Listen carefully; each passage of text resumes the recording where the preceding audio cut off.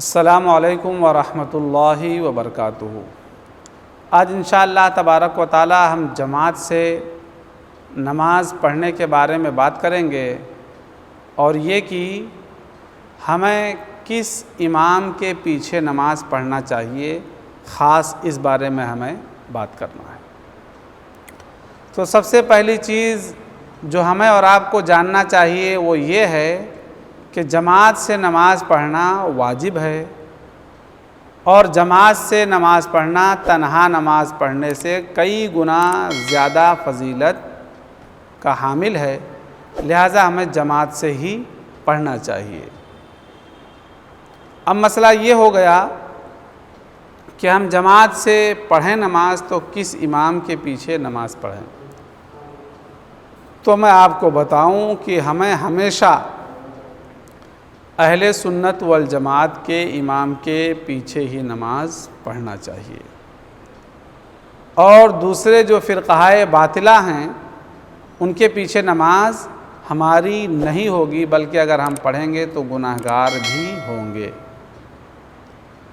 کیونکہ ان کے عقیدے درست نہیں ہیں رسول پاک صلی اللہ تعالیٰ علیہ وسلم کے بارے میں اور انبیاء کے بارے میں۔ ان بدعقیدوں کے وہابی ہو گئے، دیوبندی ہو گئے، رافضی ہو گئے، یہ سارے جتنے بھی ہیں ان کے عقیدے درست نہیں ہیں، لہٰذا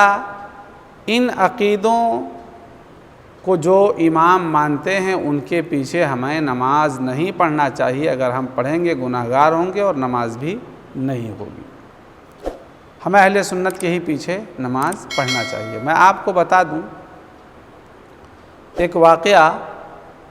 حضرت عمر رضی اللہ تعالی عنہ سے ایک صاحب نے جا کر کے شکایت کیا کہ امیر المومنین، میں فلاں محلے کی مسجد میں فجر کی نماز جماعت سے پڑھتا ہوں، اس مسجد کا امام ہمیشہ اکثر و بیشتر فجر میں وہ سورہ عبس ہی پڑھتا ہے، عبس و تولی، یہ والی صورت ہی ہمیشہ پڑھتا ہے۔ تو حضرت امیر المومنین عمر فاروق اعظم رضی اللہ تعالی عنہ نے اس سے کہا وہ سورۃ الاعلی ہمیشہ کیوں پڑھتا ہے، وہ سورہ عبس کیوں پڑھتا ہے، سورۃ الاعمی کیوں پڑھتا ہے؟ تو